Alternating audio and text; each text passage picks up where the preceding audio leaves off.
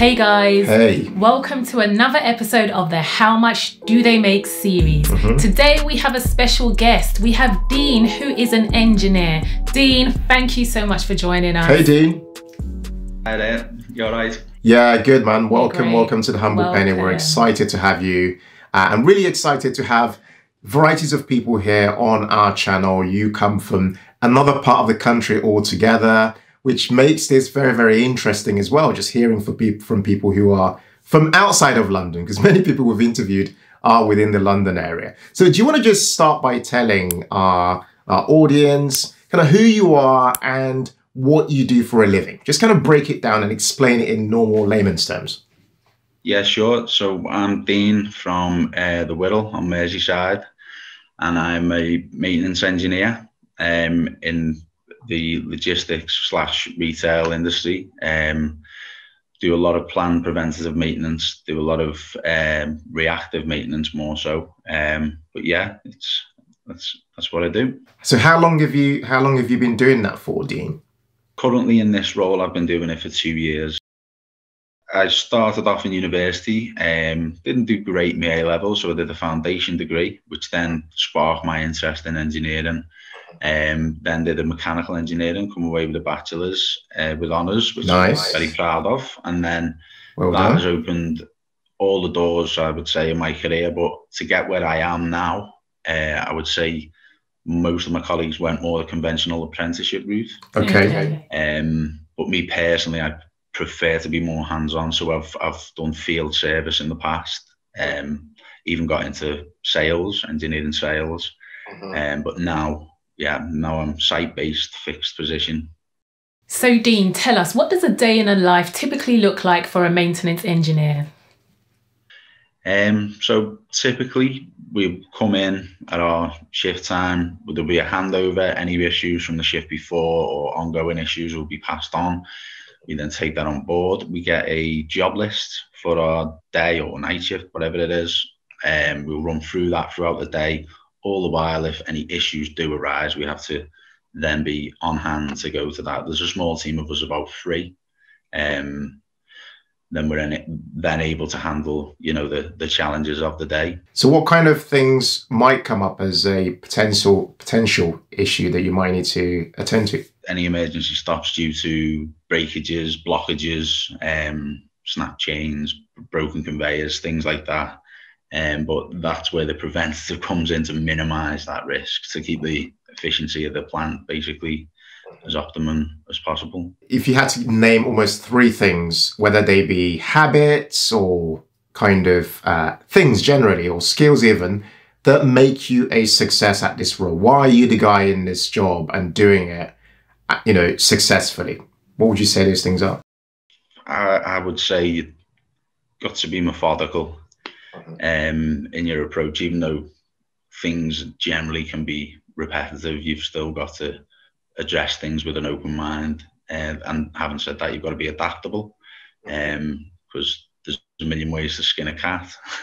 And you've got to be personable, because the site I'm on personally, there's thousands of people, so from all demographics, so you've got to be adaptable with people as well as machinery. What's the one thing that you really love about your job? I do love the challenges of the new equipment that could seem to come up with new technologies. But also what I really love and why I got into this role is the work-life balance, really. Interesting. Okay. With the shifts of speaking to you guys, I've got one more night shift and then I'm not in for another 5 days. That gives time to spend with my son and, do things on my house, and things I really like. Okay. So just talk to us about that. So you work, so in a typical week, how many days are you working It'd be on easier and to off? say a typical month. So a month, okay, go on it'd then. be, I'd do Monday, Tuesday day, Wednesday, Thursday night. Then I'd be off for 5. Then I'd be in the following Wednesday for 2 days. Then I'd be in 3 nights. Then I'd be off for 4. So, and then I'm back in on a Friday. You work 3 days, then 2 nights, and then off again. So all in all, I probably work about 15 days every month. But I'm interesting. That's very interesting. That's so interesting. Yeah. So you're working 15 days in a typical month. So wow. So I'd be so keen to kind of know what you do in between that time, what you kind of spend your time doing. Like, yeah, you said you have a son, a young. Yeah, you mentioned obviously family. I'm lucky enough to live where I live. We're 10 minutes from a beach. The woods is close by, things like that. So, days out, 3 days out at that as well. Yeah. At a premium. So I'm lucky in that respect. Started them in nursery, so I can then go for runs. Love it. Wow. At the moment, we've not long bought a house, which we're renovating, so I can spend time on that. Cool. Wow. In the house, so it's it's something we're doing together. So that's really, honestly, you're saying so many things that I can tell you now that people we've interviewed on this series who make a ton of money are unable to do, right? That because work-life balance. Exactly, have that balance, right? Because they're always working and they want to do certain things, but like they can't quite do them. But you seem to have you've hit a good balance with the role you've got. Yeah, definitely. And like I say, I was doing field service prior, where you can earn a lot more in overtime. You can earn a lot more working overseas, things like that, which is great for a young person. But ever since my son was coming along, I knew I wanted to be close by and get that balance, which is perfect at the moment. How does that differ now? The role you're doing now with the role you were doing before, field-based? What I'm doing now is at one site, whereas what I was doing before was at numerous sites. So I worked all around Europe and stuff like that, so to speak. And I've worked up and down the country ever since I started about 10 years ago. I was going to say that I really resonate with what you're saying about being there, especially as dads, There's just something really powerful about being present for your children as a dad, because oftentimes like society, the way things have been historically, dads typically are out there working all hours that exist.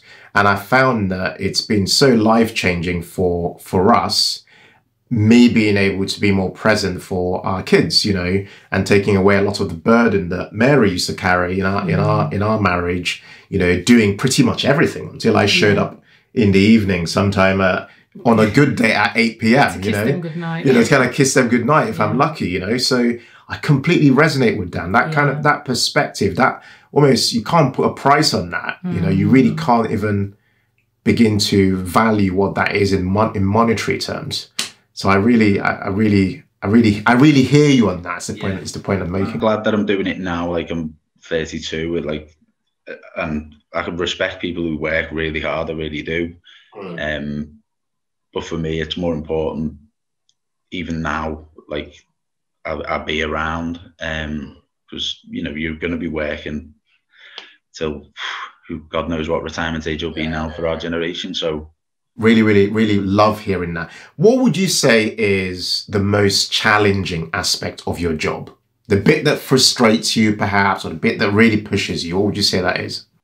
At the moment, it's not as challenging, but in the past, because of the experience, I would say getting to grips with new technology quick. Right. Okay. That's part of the fun as well. Okay.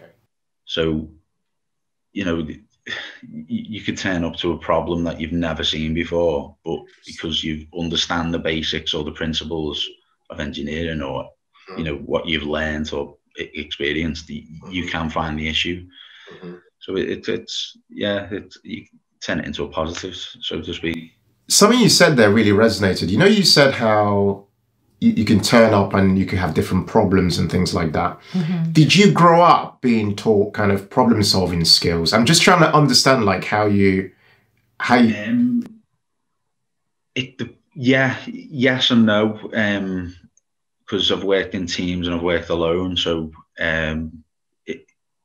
you kind of have to be a detective as well, because if you can find the root cause, interesting, then you can find where to begin, basically. Because sometimes you go to a customer site or you come to an issue, people don't know what's happened, but you'll speak to an operator or you'll speak to the line manager and they'll say, well, this was happening and then this happened, and then it clicks. That will be the problem then. So how much per annum do you actually make from being a maintenance engineer, and from what sources?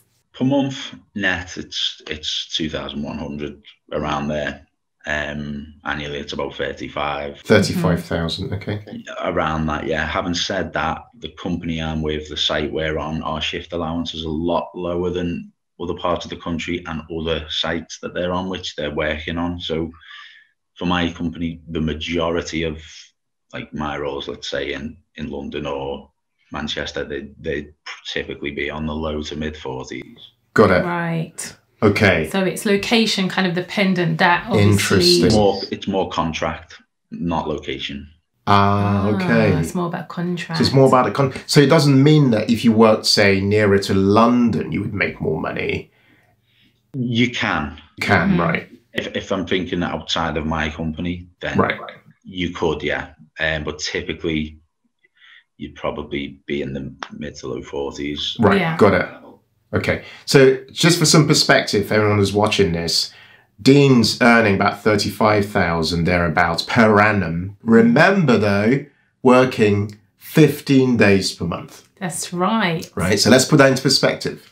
Because I know, in fact, we'd love to know in the comments, how many of you would love to take a bit of a pay cut if you could, but got more of your time back into your life to do the things you loved, your passion projects, your family, spend time with people you care about. It'd just be very interesting to know if this is something that might actually appeal to some people. Let us know in the comments. It'd be really interesting to know that. So I wanted to understand as well, like with your career path now, where do you see to be kind of the maximum level you can get to from a almost position perspective? And what's the maximum income potentially for someone kind of on that sort of career path? Well, the chain of command, let's say you could become a team leader, and then you could become a site manager, then you become a regional manager, then, you know, the sky's the limit because it's a multinational company. So there is a structure there, and a guy starting at the bottom can work his way up to the top. And I would say, you know, the regional managers are probably on double what we're on, and then above that, I could hazard a guess, it'd probably be six figures, and then so on and so forth. But you know, I know a lot of guys who did the mechanical engineering degree with myself, still in touch with. You know, they've gone different paths, and guys in nuclear, you know, guys in design, and you know, it was such a broad degree. That's why I did it. You know, it opened a lot of doors for me. Would you say, I'm just curious, is mechanical engineering quite a lucrative degree to have? You know how some people do? I would say so, yeah. I would say so, definitely. Okay. You know, I would advise anybody going to university, go for a vocation or go for something where the job market is secure. You know, no disrespect to any other degrees out there, but yeah, the debt that comes with it, especially now. Like my brother was one that went when it was 1,000 a year. Then I went, it was over 3,000 a year. Wow. And then now, you know, you're talking treble that, aren't you? So be careful. You know, I know it's a hard decision to make when you're that young, but choose wisely, I would say, because to get where I am, I could have gone another route, the apprenticeship. But having said that, some of the other jobs I've had, I wouldn't have had the door open for me if I didn't do the degree. So I wouldn't have the experiences I've had. So I don't regret it in that respect. Good. And by the way, just to ask as well, are you, just given what you know so far in your career, given the degree you have as well, what other paths or industries earn the most for somebody with a mechanical engineering degree? Like what other, I guess it's industries, would you say people could go down that have the highest levels of earnings? Probably petrochemical, nuclear, aviation, marine. It's so broad. You can kind of go that way, and if you go into a master's in a specialist field, then you're looking, you know, you're on a good path then if you go that way. So do you have any plans of increasing your level of income? And if so, what do you plan on doing differently? At the moment, my concentration is decreasing my outgoings, which in effect will be like a pay increase. That's right. Redirection of funds, because of my decisions in my 20s, you know, getting to grips with that now. We hear you on that. And then from that, you know, that when I'm paying off things, you know, that then will be a wage increase, so to speak, and then I can focus on what I want to do in the future. I think you're probably the first person we've interviewed on this series who is not looking to do, like, take on more stuff to do in order to make more money.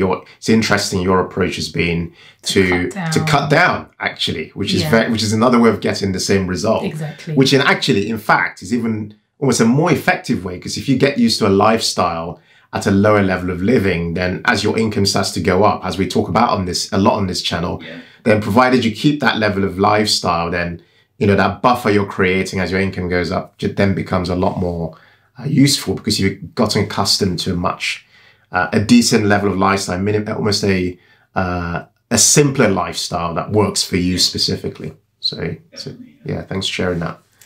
So imagine someone's watching this now and they're saying, do you know what?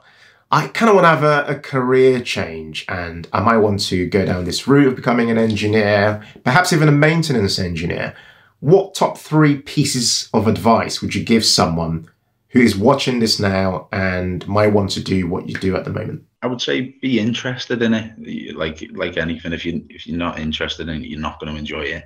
And as I touched on before, be adaptable with people and with problems. I would say, thirdly, be open-minded, because, you know, one day you could think that's what I want to do, but also doors could open that would take you another way. And so interesting. That is. I could say the same for us, really. Totally. I never saw myself, I don't know, becoming a content creator, making stuff on the internet. And it was just not even like, if you asked me 5 years ago, hey, Ken, where do you want to be in 5 years? I would never, ever have thought I'd be doing what I'm doing today. No, so, you wouldn't. Yeah, so your point, I think there's a lot of wisdom in that point there. It was kind of like overwhelming, especially, you know, 18, 19, and you're thinking, well, I've got to get a job at Ferrari, or I've got to get a job designing planes, or you know, they was doing the hard sell, so to speak, and it was quite overwhelming. So I think, don't think you have to be the best straight away. Just focus on the now and learn the basics. You know, pick it up along the way. It'll come. Love that. Love that. So, Dean, how would you describe your relationship with money? A lot healthier now. Oh, okay, that's good. A lot healthier. The lockdown as well, I would say, has helped reprioritize and focus on you know, what we want to do, like just moved house, so put funds into that, and then try and gain the equity back from the, you know, the renovation, and hopefully the added value that corresponds hopefully then with the mortgage payments, and then, you know, from you guys, try and pay that off early. What would you say you learned from your parents growing up about money? Don't buy something you can't afford. So don't get into debt. Interesting. That's a good one. Yeah, exactly. Good. That is very good. Yeah, I mean, culturally, Mary and our cultures, like, you know, have been kind of coming from a Nigerian background, African heritage more generally. There's a lot of kind of like living to kind of show you're making it, and I guess that comes from, I guess, maybe just that immigrant thing, and a lot of people kind of sponsor their lives on debt. Debt's very common, and people don't talk about it. They don't talk about it, but there's a lot of debt. You know, keeping up with the Joneses. Lots of that. Exactly. Yeah. So I'd say my parents, you know, the working class background of being proud, but, you know, not living beyond your means as well. So important, isn't it? It's very important. It's the mindset that you'd be surprised how much of it would influence you, especially when you're older. So it's good that, like you said, and you're your now kids. living within or below your means. Yeah. So that's great. So Dean, what do you currently spend most of your money on, and what do you do to treat yourself? Biggest expenditure, I would say, at the moment is probably mortgage, bills, that sort of thing. And and we like to indulge in the odd takeaway. Me personally, I did like going to football when you could, but obviously the restrictions, hopefully this season will lift. So that is what I'd say the majority of my income goes on. Can you actually think of a money mistake you've made growing up? So you're in your early 30s now. You made references to your 20s. You know, it sounds like something did happen in your 20s. I would say that not listening to my parents. You know, getting credit cards, that sort of thing for holidays that, you know, I could and should have saved for myself, but the easy option, it's so easy and accessible, and they're thrown at you. So it's like, I'll be able to sort that out, but then it soon snowballs. Piles up, right? Yeah, soon does. Because you're borrowing from tomorrow, basically, when you pay for a holiday on your credit card. Something about saving and paying for it, a sense of pride that you've achieved that. Not I'll pay off a couple of hundred or so off, you know, that you've already done and the passion's gone for it then. It'd be interesting to know from people watching, and you know, people might not want to admit this, but have you made those mistakes of paying for a holiday on borrowed money on your credit card? It'd just be good to know. Let us know in the comments. And also it'd be good to know, did you overspend when you were spending on credit because it's borrowed money? Because the research shows that people typically spend a lot more when they're spending on money that's not theirs compared to if they're spending their own money. So it'd be good to know from you guys in the comments. Let us know. So Dean, let's wrap up by asking you, what is your ultimate financial goal? To teach my son not to make the same mistakes. Wow. Oh, I love it. Wow. Okay. Making more aware earlier on, because I think it's something that's not talked about, especially at school, especially, well, growing up until you're in it, you know, whether that be in debt or whether that be buying a house, renting a house, managing bills. It'd just be something that I'd want to teach him the value of earning and saving more than anything. Probably to be retired early and enjoy more free time. Got it. With family, got friends. That would be more of an achievement than, I don't know, earning. And like, I don't know, couldn't put a price on it. And what age would you retire earlier? If you could do it, what age would it be ideally for you? You're in your early 30s. Be interesting to know. 50s, it would be nice to be in 50s, latest 60, being realistic. But I wouldn't like to just stop. I would still like to keep active and do things. 100%. Got it. Dean, thank you so much for joining us today. We've really, really enjoyed hanging out with you. You bring so much difference to our platform, and you're bringing, you know, wisdom, lots of really good experience from your journey so far. And it's just good to hear from people from other parts of the country as well. Thank you for joining us. It's been great. Thank you so much, Dean. Like Ken said, you've been absolutely amazing. I'm sure this will be very insightful for people who would like to know what it is to be a different type of engineer in terms of maintenance. So thank you for sharing so much gems with us today. Really appreciate it. Guys, if you enjoyed this video, please do like and share it with somebody who you think will benefit from watching this. Also, subscribe if you have not subscribed already. Thank you guys so much for watching. And we're going to put links below to all our other videos in this series. We've interviewed investment bankers, accountants, I don't know who else we interviewed. Doctors, surgeons, YouTubers, gamers, pro gamers. You want to head over and check them out. Every single interview has been unique, and we want to keep it absolutely real with you guys here on this channel. So head over, check them out, like, subscribe, and share with other people. Dean, say bye to everybody else. As ever, guys, in all things, be thankful and seek joy. Take care. Bye. Bye.